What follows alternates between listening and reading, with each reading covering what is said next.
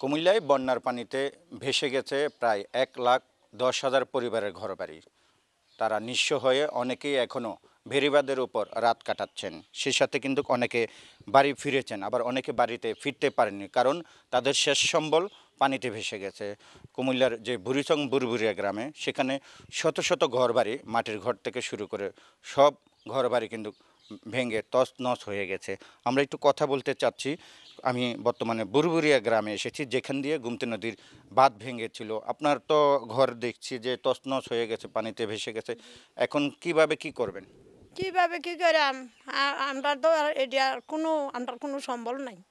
যদি আপনারা সরকার কোনো সহযোগিতা করে তইলে, নইলে আর আমরা কোনো পথে নাই, বুঝলেন? আমরা দাঁড়ানোর মতন জীবিত লয়ে যে রাস্তাত গেলাম, এই ব্যবস্থায় আমরা আর কিচ্ছু নেই। যদি রাস্তা নাই, কোনো ইয়া নেই, আমরা কোনো জীবনে নেই। অন্য জাঙ্গাল থাই বুঝেন না, ঘুরে দাঁড়ানোর মতন কোনো ব্যবস্থা আছে? কারেন্ট নাই, পানি নাই, অন পর্যন্ত এতদিন ভাঙ্গা, অন পর্যন্ত আমরা কোনো পানি কারেন্ট নাই, কোনো কিছু নেই।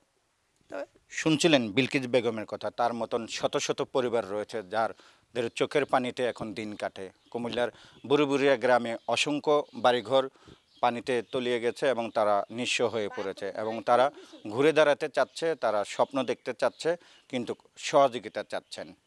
এই ছিল কুমিল্লা থেকে আমার কাছ থেকে বন্যা পরিস্থিতির সর্বশেষ।